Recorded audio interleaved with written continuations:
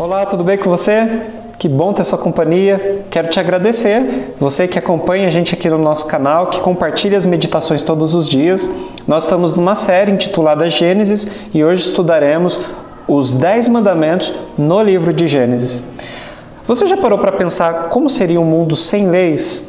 Imagina no trânsito, por exemplo, como seria o trânsito se não houvesse placas, se não houvesse o pare, se não houvesse também os sinaleiros? Certamente seria um caos.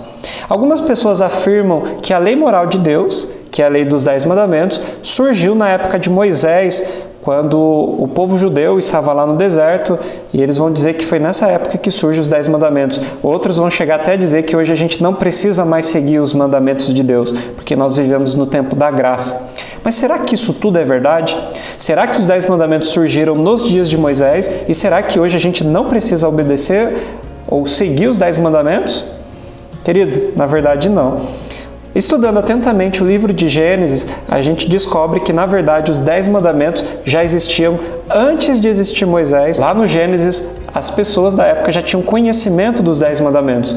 Querem ver isso? Então venha comigo.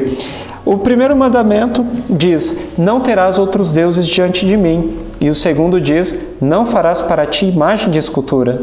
Em Gênesis capítulo 35, versículo 4, a gente vê ali Jacó ordenando para que as suas esposas trouxessem todos os ídolos que eles tinham, os deuses que eram feitos de madeira ou de metal, para eles enterrarem.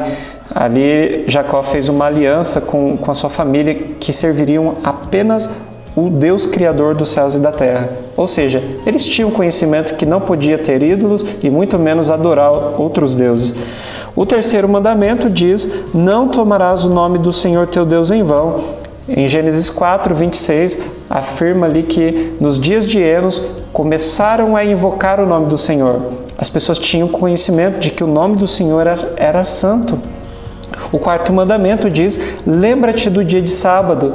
Você vai se lembrar que depois de Deus ter criado o mundo em 6 dias, no 7º ele descansa. E Gênesis capítulo 2, do verso 1 a 3, diz que Deus abençoa e santifica esse dia. Ou seja, o quarto mandamento foi instituído na criação, lá no Gênesis. O quinto mandamento diz: honra teu pai e tua mãe. Em Gênesis capítulo 45, verso 9, nós vemos José preocupado em cumprir com esse mandamento. Ele manda que seus irmãos tragam o seu pai Jacó para morar com ele no Egito. Ali José iria cuidar do seu pai e da sua família. O sexto mandamento diz: não matarás. Em Gênesis 4:10, nós vemos Caim tentando ocultar que ele havia matado o seu próprio irmão, isso porque ele sabia que era errado. O sétimo mandamento diz: não adulterarás. Em Gênesis 49, verso 3 e 4, quando Jacó vai abençoar o seu filho mais velho, Simeão, Jacó não abençoa Simeão com a primogenitura. Isso porque Simeão havia se deitado com a mulher do seu pai. Isso era errado e Jacó sabia disso. O oitavo mandamento diz: não furtarás.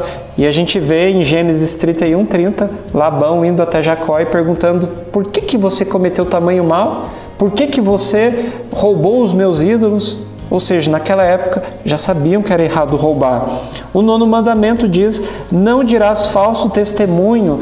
E lá em Gênesis 20, versos 4 e 9, nós vemos um rei pagão, Abimeleque, repreendendo Abraão por ter mentido sobre a sua esposa.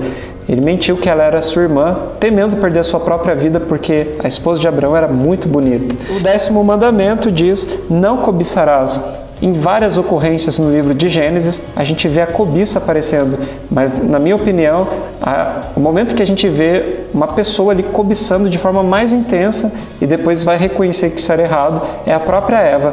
Ela olha para o fruto e ela decide comer daquele fruto, porque ela entendia, assim como a serpente seduziu ela, dizendo que se ela comesse do fruto, ela seria como Deus, conhecedora do bem e do mal. E ela deu ouvidos ao tentador e comeu. Então você percebe, querido, como que os 10 mandamentos estavam presentes no livro de Gênesis? E se ele estava lá no princípio, querido, certamente é porque Deus deseja que até hoje a gente siga. De toda a Bíblia, a única parte que foi escrita pelo próprio dedo de Deus é os 10 mandamentos. Isso está em Êxodo capítulo 31, versículo 18. Ou seja, querido, a lei de Deus existe desde o princípio. Ela é eterna e imutável. O próprio Jesus, quando veio a essa terra, disse em Mateus 5, 17 e 18: Não penseis que vim revogar a lei ou os profetas. Eu não vim revogar, mas eu vim para cumprir. Jesus não veio para mudar a lei de Deus, ele veio para cumprir. Que Deus abençoe você também e faça um propósito com Deus de viver uma vida de obediência a Ele, não porque você tem medo de Deus, não porque você quer barganhar ou ser salvo por isso, mas porque você o ama, porque você entendeu o plano da salvação. Que Deus te abençoe, eu quero orar com você. Pai bondoso, obrigado por tudo que aprendemos aqui hoje. Obrigado, Senhor, pelas Tuas leis. Sabemos que o Senhor deixou essas leis para nós, para que pudéssemos viver bem. Nos ajuda, Deus, a sermos obedientes a Ti, porque Te amamos. Em nome de Jesus, amém.